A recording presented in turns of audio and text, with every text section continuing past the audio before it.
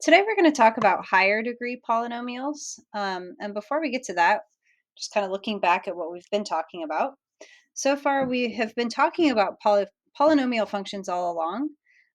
So far, we've had degree 0, degree 1, and degree 2. So let's think about what those would be. Degree 0, that means that the highest exponent is an x to the 0, which we know is really equivalent to 1.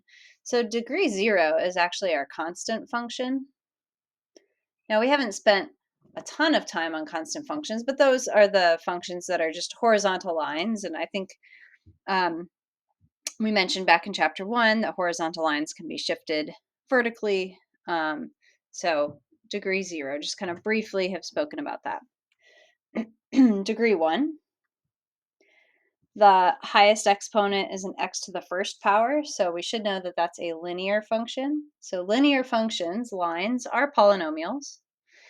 And most recently, we've been talking about quadratics, degree 2.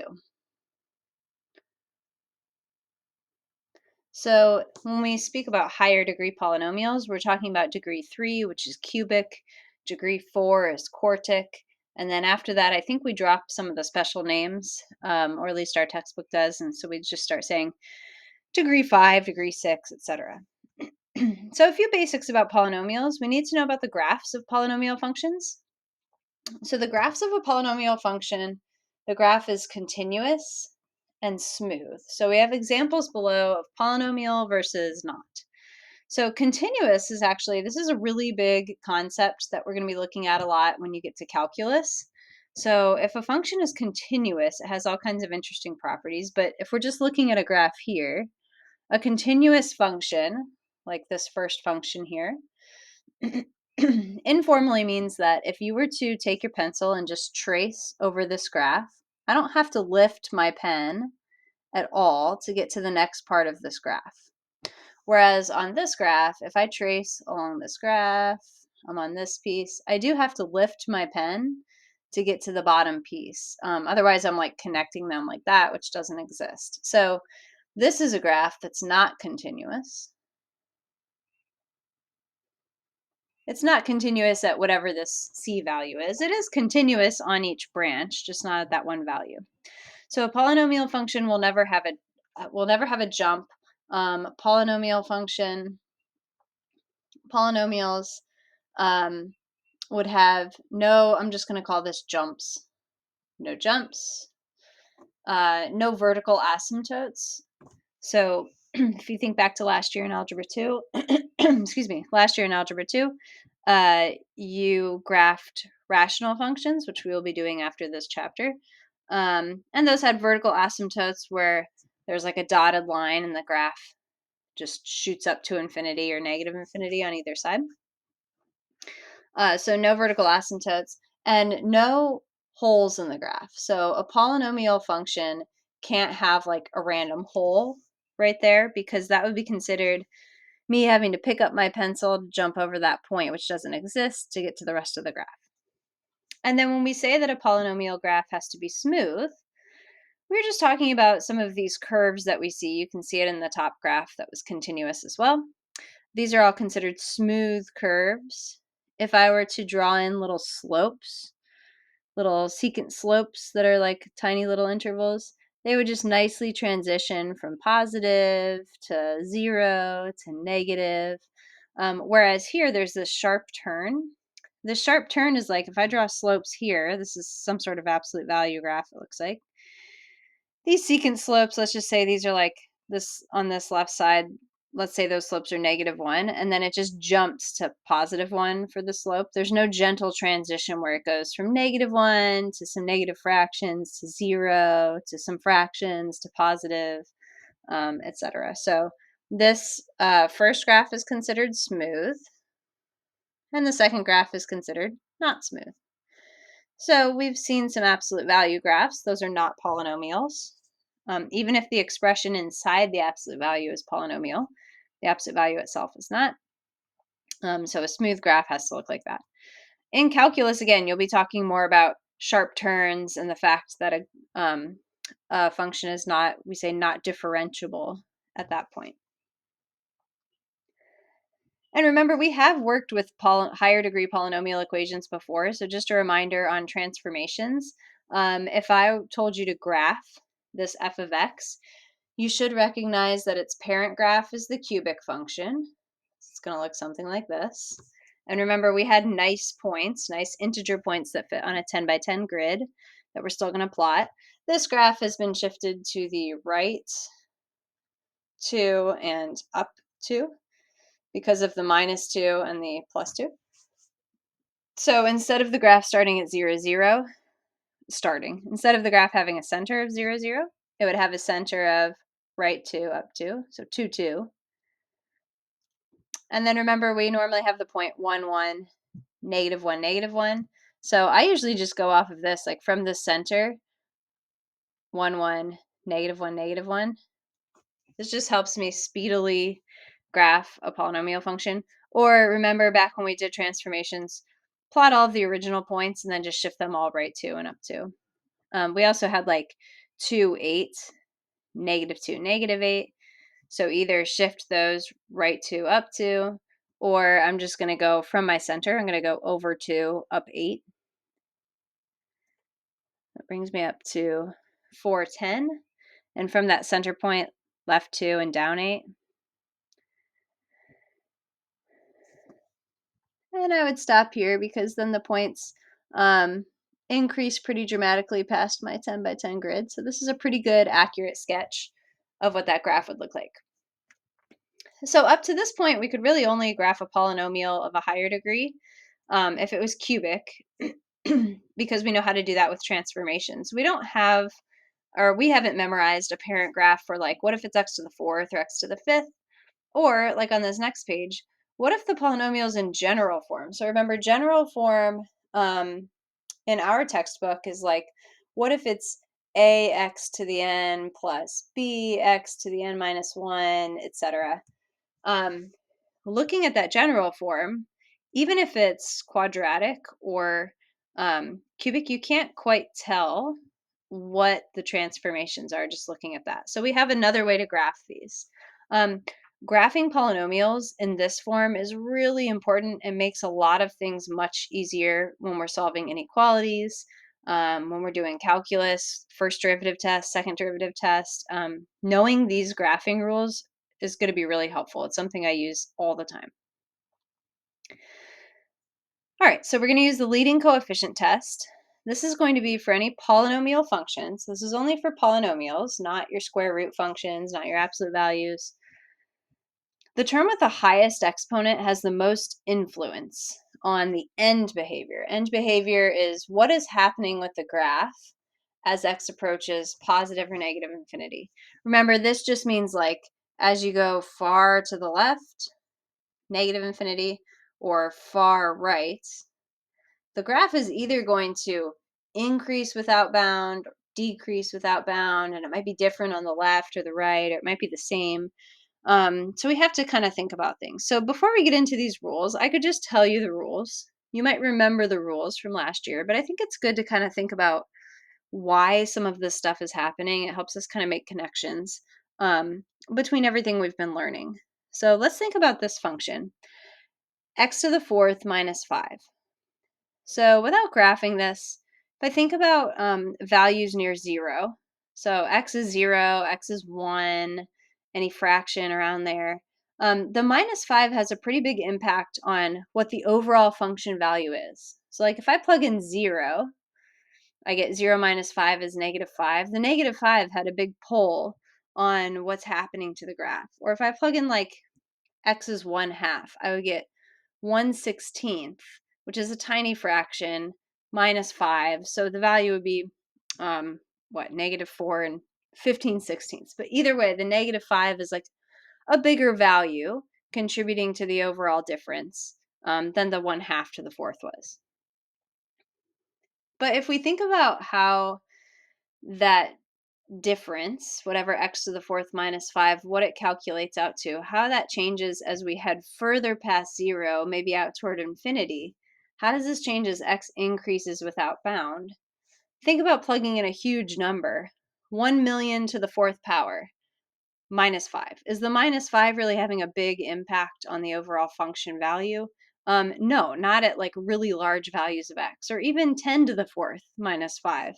Um, the 10 to the fourth is a much bigger number than the -5. So we say that we've had homework problems like this, I think. Which term is contributing the most to the value? Well, at large values of x, the x to the fourth is contributing most to the y value that you hit. The -5 is pretty insignificant. So I think I just want to use my own words to say that. So how does this change as x increases without bound? I'm just going to say something like as x approaches, let's just say infinity, as we plug in large numbers, 10, 100, 1 million, as x approaches infinity, the x to the fourth term, let's just say contributes the most. I'm thinking back to a old homework problem that we had, to the function value, meaning, the y value will be 10 to the fourth minus 5. The 10 to the fourth played the biggest role in that function value. The -5 is just a tiny little influence. If I plug in 1 billion to the fourth, -5 is like a speck of dust compared to that. And it's kind of the idea that we're getting behind. And same thing would be true. As x approaches negative infinity, when you raise that to the fourth power, you're still going to get some huge number. And then the -5 will be pretty insignificant in the end. And this is kind of basic example, just a little -5. What if this were -500 billion?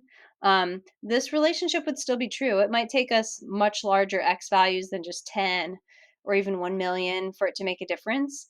But that would still be true. So even if there are large coefficients in front of the other terms, it's still true that as x approaches either positive or negative infinity, that leading coefficient, which is again the coefficient with the highest exponent. It's like the leader of the leader of all the terms, the highest exponent. That is what really has the biggest influence and guides whether we're going toward positive or negative y values, guides the direction of the y values. If it's a polynomial function, we should know that the y values are going to increase or decrease without bound. So every polynomial function ends with some sort of set of arrows going up or down. And again, it's all based on the guidance of that largest exponent term. Now, in class, we probably didn't have enough time to do this, but I just want to kind of explain this. If you're kind of curious about, like, yeah, but what if it's x to the fourth minus 500 billion x to the third plus 200 million x to the second, whatever? Like, what if all of these are minus and this is the only positive term? So I wanted to just take a quick look at this in Desmos and see if this helps kind of explain. So I want to take a look at my Desmos here. I made up, okay, x to the fourth is the only positive term. I didn't get too crazy just because of window size, but I put some large coefficients, all negative, in front of the rest of my terms. So just to show you this, there we go. So if you look at this graph, here's the graph of that function. It's a degree 4, end behavior is up. If I keep scrolling this up, it's just going to keep going up. So we do move toward infinity as x approaches infinity, as we follow the graph to the right. These terms, minus 100x to the third, minus 200x squared, minus 300x, these have a pretty large influence here for small numbers. Like, even though the end behavior, the graph ends up being positive, f of x becomes positive as x heads towards infinity or negative infinity, there's quite a bit of fluctuation between 0 and like 102, it looks like, or almost 102. So values between 0 and 102, it's these other terms that are having a bigger impact on the overall function value. But once we get past that 102, or once we get past 0, once we get to the left of 0, start plugging in some negatives, the x to the fourth starts to take over pretty quickly. Especially, I want to focus on the right because the negatives will affect some of these terms. But if I plug in a positive, all of these terms will still be negative. So if I take a look at, let me turn this off for a second, just the x to the fourth piece, and I let h of x be just the negative terms here, you can kind of see there's like this big gap between the two values. And if I look at like combining those together, g of x plus h of x, when I combine those together and I just look at small values of b, so like some small inputs, sorry, I don't want to go to negative 10, starting near 0. If I'm starting near 0 and I get to like 1.3, all of these values are negative. But we said that the graph in the end should be heading toward positive infinity. So like what's happening there? So I'm getting all these negatives, and let me pull this out to 10. So when x is 10, there's even the function value here, g of b plus h of b, it's negative. So this h of x is really still dictating what happens with the overall graph. But if I allow that graph to start at 100, say, because what did I say? 102 was where the graph started kind of taking off. Let me turn our original graph back on. 102 is kind of where that 0 looked to be. So if we start at, let a be 100, I'm looking at like, what is the difference here? So at 100, there's still a negative function value. But as we drag this out, I went to, let's see, it's hard for me to move my cursor here. I'm at 6,000. You can see I have this huge positive number. As I drag this further out, the positive number I get just continues to be giant. So this is an example of eventually you hit an x value, an a that I have plugged in here. Eventually you hit an x value where the negative terms, no matter how big their coefficients are, if they have a smaller exponent on their x, they're not going to matter as much, and we're going to shoot up toward infinity. So I don't know if that helps understanding of that leading coefficient test or just gives you a little more insight to what's happening there. But like, yes, those negative terms have some pretty big influence for a while in this section, but eventually x to the fourth takes over and causes our graph to shoot up because x to the fourth is always positive, right? If I make this negative, um, if I make this negative x to the fourth, it's going to cause the graph to be negative no matter what. All right, so back to our notes. You don't have to be able to prove it. I just wanted to have that little explanation in there. So here are the rules. You've probably learned these in Algebra 2. Because we know that the other terms are insignificant as we head toward infinity or negative infinity, we're looking at the term with the largest exponent and only this term. Again, we call that the leading coefficient. So take a look at the leading coefficient. I like to look at the exponent first. If the term has an even exponent, it's x to the fourth, it's x to the sixth, even x squared, whatever. If it's an even exponent, then the right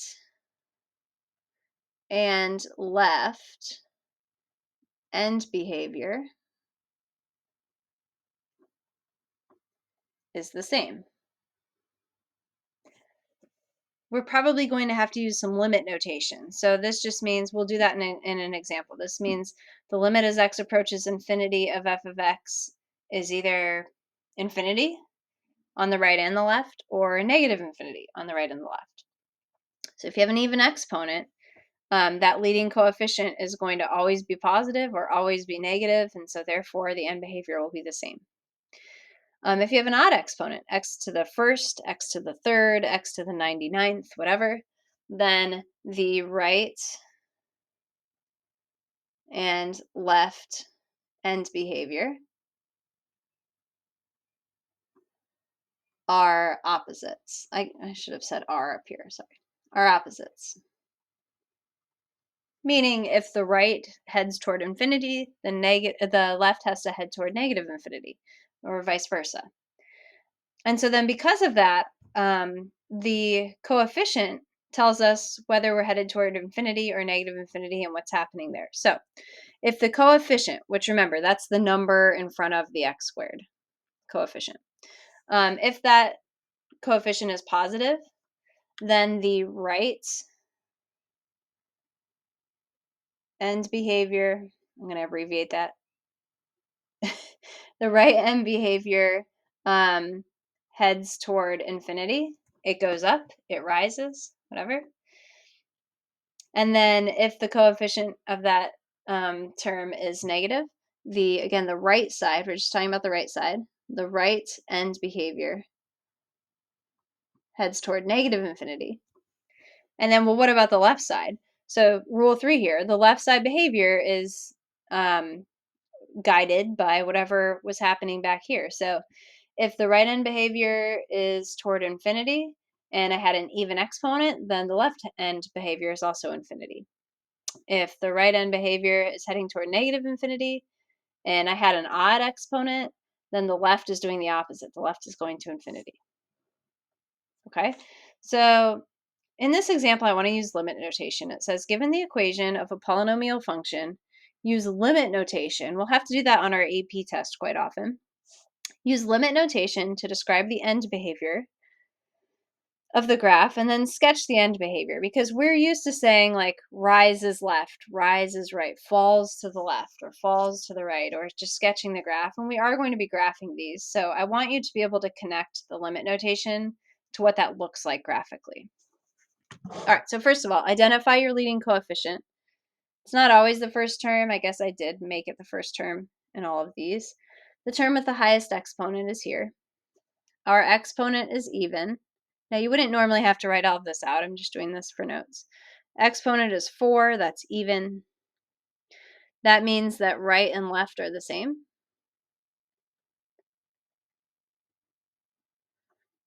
And then the coefficient is -3. It's negative. That means that the right is heading toward negative infinity. Okay, let's make this official. These are just notes that I'm making to myself. So, what does this mean? The right end behavior, let's start there. The limit as x approaches infinity, this means that we're heading toward the right on our graph. The x values are approaching infinity. Of what? Of g of x. You always have to be taking the limit of something. What is that equal to? The answer is going to be infinity or negative infinity. So what did we say? The coefficient means that the right side is heading toward negative infinity. And then the left side of the graph, that's expressed by the limit as x approaches negative infinity of g of x. So as we follow the graph to the left toward negative infinity of g of x, what value are we hitting? Well, we have an even exponent and the right and left end behavior are the same. So that's also heading toward negative infinity. So the limit stuff you would need for the AP test. These notes, no, that's just for our notes. Saying right and left, not necessary for the AP test. But you do need to understand graphically in your mind what that means. So I'm not going to go with the zeros and all of this stuff, but if I have a negative 3x to the fourth graph, just sort of generally, what am I saying? I'm saying that on the left side of that graph, it'll ultimately have an arrow that's heading down. Same thing on the right.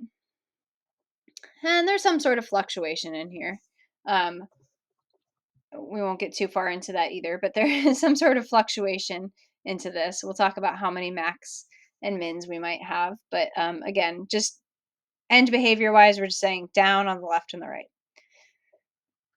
All right, I'm not going to write all of this out for the next two examples, but I'm going to circle my leading coefficient. We have an odd exponent, and we have a positive coefficient. So let's just get right down to our limit notation. I always start on the right because the sign, the positive or negative sign of the coefficient, makes sense about what the right side is doing. If it's positive, the right side's going up. If it's negative, the right side's going down. So I always start with the limit as x approaches infinity of what function? H of x. Is that limit, are the values of the graph heading toward infinity or negative infinity? This is positive, so heading toward infinity, going up. The limit as x approaches negative infinity of the function h of x. Because this is an odd exponent, it should be doing the opposite of what's happening on the right side. So this is negative infinity.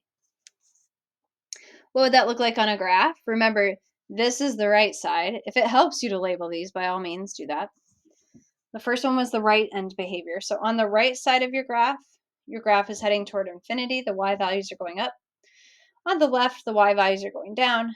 There's some sort of fluctuation in between. All right, final example. Y equals negative x to the ninth plus 10 to the sixth. 10 to the sixth is 1 million, right? If you don't know the zeros trick on powers of 10, 6 is how many zeros we have. It's good to know. Negative x to the ninth plus 1 million. Remember, the 1 million, even though that's a large number, in the long run, as we head toward very extremely large values of x, larger than a million, this term will have the most influence on what the overall total is. Okay, so we have an odd exponent. We have a negative coefficient. Start with the right side the right side end behavior. That's the limit as x approaches infinity of what? Of y, or you could say negative x to the ninth plus 10 to the sixth. You could just say of y. It needs to be the limit of something. It can't just be limit on its own. This graph has a negative coefficient, so on the right side, we're heading towards negative infinity. Think about plugging a number into that. Plug the number in, raise it to the ninth power, make it negative. Add 1 million to it. So if the number is just 10, you're going to get something negative overall. Okay, and then the limit as x approaches negative infinity of, I'll just say y this time. Because I have an odd exponent, the left side end behavior is doing the opposite of what the right side did. So instead of negative infinity, graph is heading toward infinity. Right side is going down, left side is going up, fluctuation in between. Now our next page is about the fluctuation in between. So what's happening in between? All polynomials have at least one zero, provided it's not, well, sorry, I should negate that. That's not right. A quadratic can be sitting above the x-axis. All polynomials of degree n have at most n real zeros.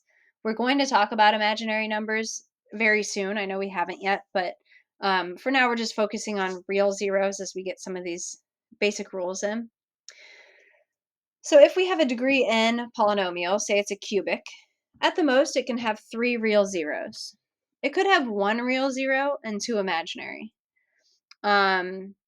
If it's quadratic, it could have 2 real zeros, or it could have 2 imaginary zeros. So at most you would have n real zeros. The graph of a function of degree n has at most n minus 1 relative extrema. What does relative extrema mean again? Remember, that's your relative max or min.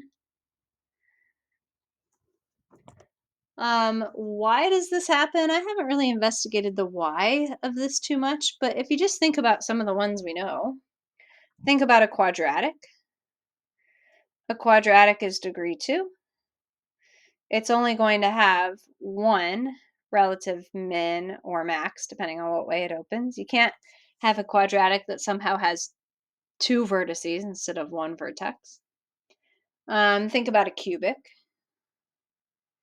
They don't always look like this, but that could be an example of a degree 3 polynomial. It's got 2 relative extrema. There and there. Okay, so those are just kind of good rules to know that may or may not help you with multiple choice type questions. Some vocab stuff to get out of the way. We're talking about zeros. There are a lot of ways to describe zeros in a lot of different ways that they all sort of mean the same thing. So we could say, let's just say we have a zero. Let's say that f of c equals 0. When we plug in c, whatever number that is, 2 or negative 1 or whatever, we plug that into f, we get 0. So we would say x equals c is a 0 of f of x. So if you're asked to find zeros, you know you're trying to figure out when is the function equal to 0. We could also say that c0 is an x-intercept of f of x. So if you're asked to find x-intercepts, that's the same thing as finding zeros of a function. Same purpose. That's when the y value is 0. We also could say x equals c is a solution. Solution to what? Solution to f of x equals 0. So it's a solution to that equation. And the final vocab word, which I haven't seen too often in the AP examples or even in our textbook, we could say that c is a root of f of x. So again, just another way to say c is a 0, c is a solution, c is an x-intercept. So just know that if you're asked to find any of these things, they are all asking you to set f of x equal to 0 and figure out the answers. Okay, what about zeros graphically? So we have something called multiplicity. Multiplicity is just the number of times a factor, um, I'm just going to say appears, this is not the official definition, appears in a polynomial. Like, is your polynomial, does it factor out to x times x minus 1 times x minus 1? If so, x minus 1 just appeared twice. So think about this. Again, we'll get to the rules. You maybe remember them from last year, but try to figure out, and just write this in factored form. You're not foiling it together, just parentheses. Figure out an example of a degree 4 polynomial. So if you were to FOIL it out, it would have to multiply out to x to the 4th at the highest. But it's only got 3 real zeros. Okay, so how is that going to be possible? How about 3 real, let's make this distinct, meaning 3 different zeros. So nothing imaginary, and you can't have 4 different numbers, 4 different factors. So once you come up with something, graph it in your calculator, and then take a look at what's happening at each zero. Give a little sketch for your notes. So write down what you come up with, give a little sketch. You can pause my video and then come back to me. Now, I do not have my graphing calculator on my computer at the moment, so I'm going back to Desmos here. I came up with, turn this off, I came up with this polynomial right here. So let me zoom this in. Actually, it's going to take a long time, isn't it? Let's change this to, let's change this to -10. Oop. Goodness, -10, and change this to 10. And I guess we better change the y values while we're at it, huh?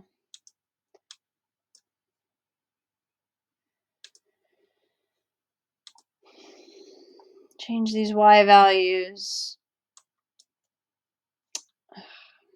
to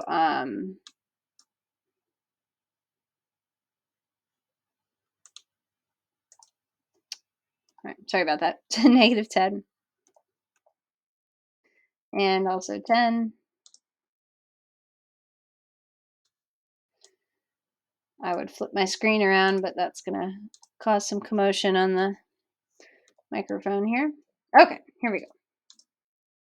So this is a better spot here. So here's what I came up with. Yours does not have to look the same as mine.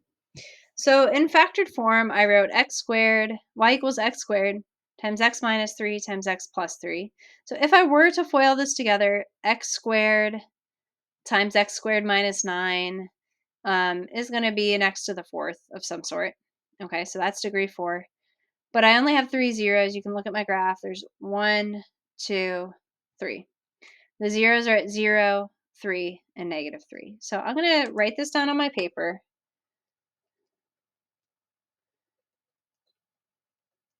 And I'm going to give a quick little sketch.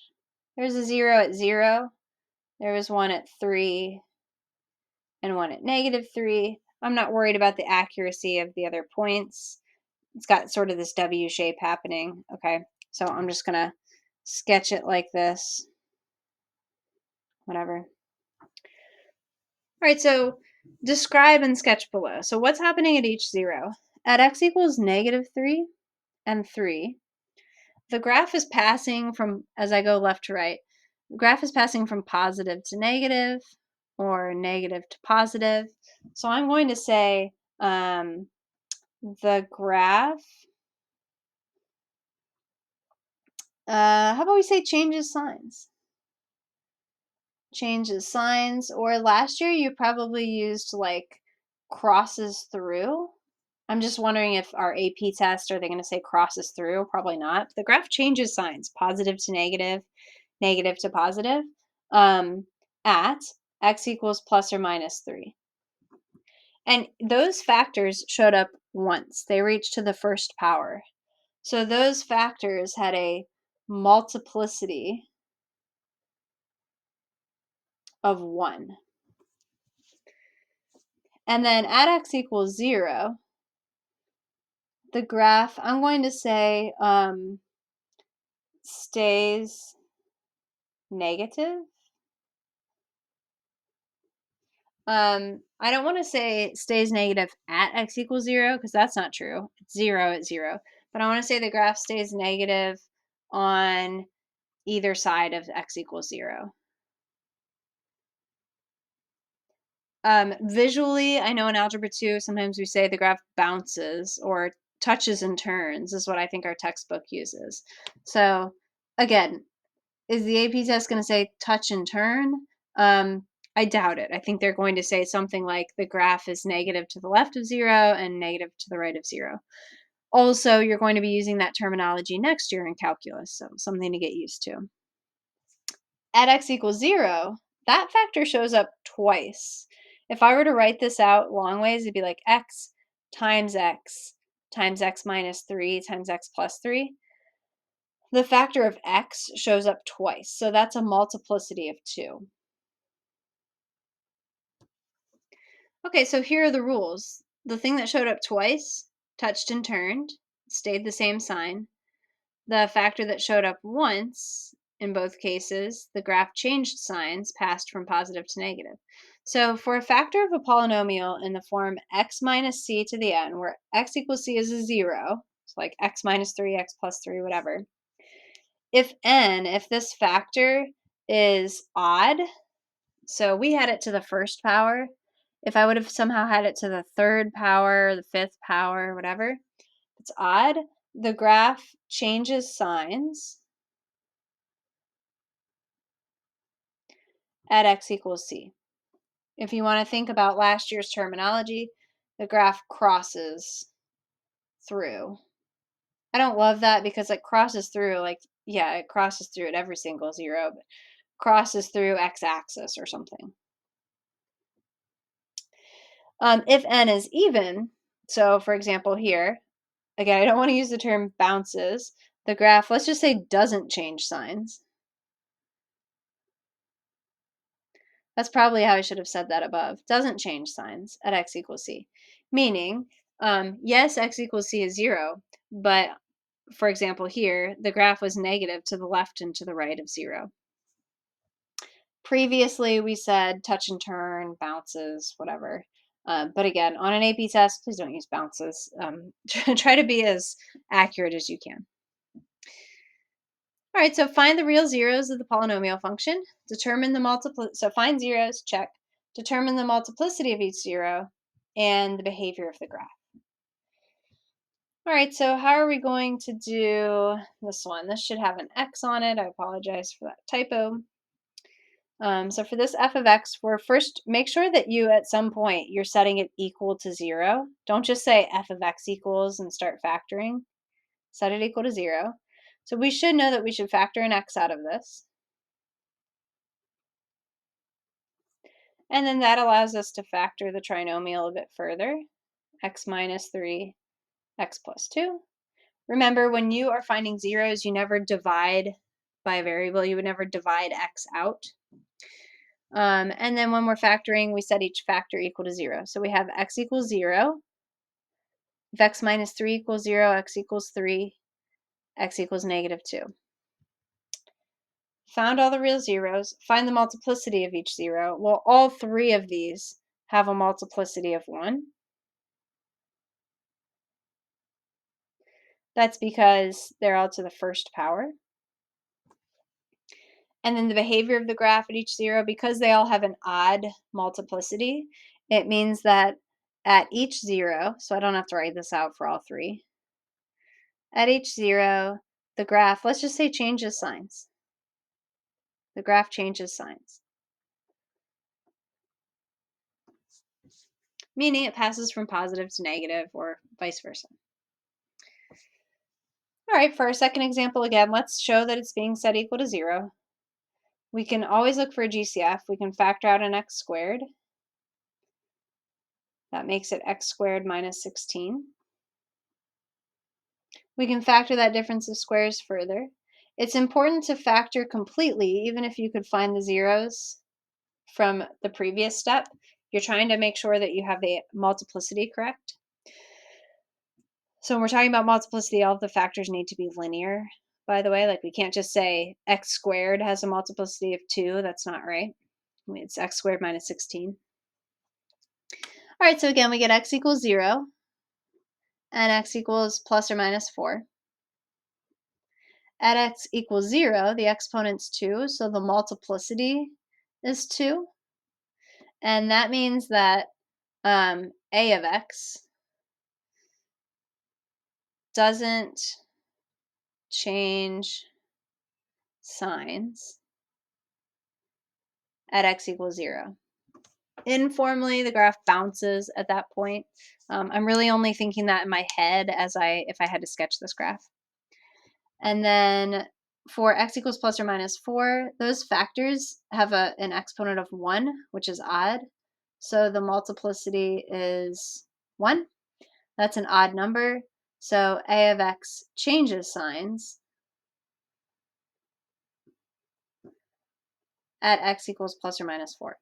I'm not saying how it changes signs. I'm not saying whether it changes from positive to negative, or stays negative or stays positive. I'm not getting into all of that. We're just talking about the behavior in general.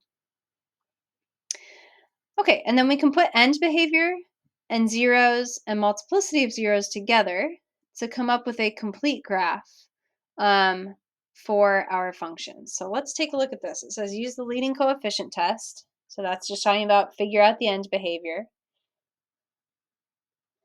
Sometimes we forget about what that means. Figure out the end behavior, figure out whether your graph should be bouncing or crossing at your zeros. And then you might need a table of points. We need to plot every integer point between the zeros for accuracy's sake. So you're not going to be plugging in like 1/2 into a function, but you might need to plug in 1 or 2 or something like that. All right, so let's talk about number 7. I can start with the end behavior, negative 2x to the third. Now, if I'm not told to do things formally and all I have to do is get a graph of this, then let's just do things informally. On the right side of the graph, we're going down. On the left side, we're going up. Down on the right because of the negative 2. Up on the left because of the odd exponent, we're doing the opposite. So that's to begin with. The next thing to figure out are what are the zeros.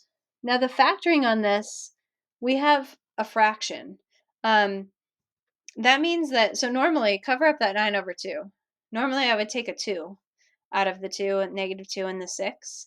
If your equation is set equal to 0, you can think of this 2 ways. You can say, let me write this out. You can say, I'm going to multiply both sides of this equation by 2 to clear out the fraction. You're allowed to do that because it's an equation equal to a number. It's not just a y equals. We're setting it equal to 0. We can multiply by 2 on both sides because that's not a variable. And then we can start factoring out. Or we could also say we're going to factor out a negative 1/2, like factor out whatever the fraction is. But I kind of like the times 2 thing. So that would make this 0 equals negative 4x to the third plus 12x squared minus 9x. Okay, and then when I start to factor this, I prefer my leading coefficient when I'm factoring to be positive. So I'm going to factor out a negative x, from all of the terms. That makes this 4x squared minus 12x plus 9. That's easier for my brain to factor than negative 4x squared. Okay, and then negative x, so 4x can get split into 2x and 2x. 9 can get split into 3 and 3. If they're both negative, I get my negative 6x minus 6x, negative 12x in the middle.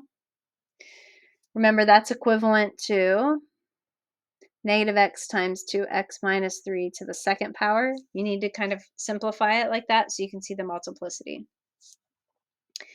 That tells me that I have zeros at 0 and 3 over 2. Let's plot those points first. Here's 0. I'm not going to change the scale, just 1.5 is like right there. Okay, so we have 2 zeros. There are no other zeros, so the end behavior can go from these points. I might plug in, like when we come down to a table of points, I want to know how high or low to dip at y equals, or at x equals 1.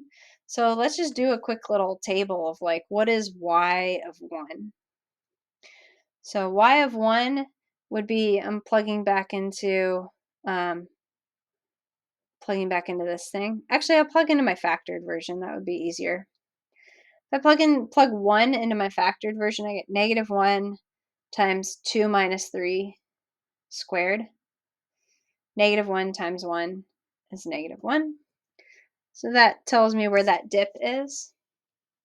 I know that the graph should be crossing at 0, touching and turning at 3 over 2. And remember, my end behavior dictates that I'm up on the left and down on the right. Now, I didn't extend my graph too far, so if I want to be super accurate, I can plug in 2 and plug in negative 1. I'm not too worried about that. Usually those values are going to be bigger than what fits on our graph, and I just don't want to take the extra time to do that. So I do want you to plot the integer point between the zeros, but I don't much care about the extra points. Okay, this one's already factored for us, so that's great. Still show that you're setting it equal to 0 when you're finding those points. You can even just write this. K of x equals 0 when x equals. The 2 is not a variable, so that doesn't matter. X minus 3 squared means x equals 3. X plus 1 means x equals negative 1. Quick mental note, we're going to bounce at 3. We're going to cross at negative 1. And then what about the end behavior? If you were to FOIL this out, you'd have a 2x squared times x. You'd have a 2x cubed plus some other stuff. It's only the 2x cubed that matters. So the end behavior will be up on the right and opposite, down on the left. I'm going to plot negative 1, and I'm going to plot 3. Again, up on the right, down on the left. I could sketch that in right away. And then what about all of these integer points in between? So we need to plug in, what about when x is 0? What is this, k of x?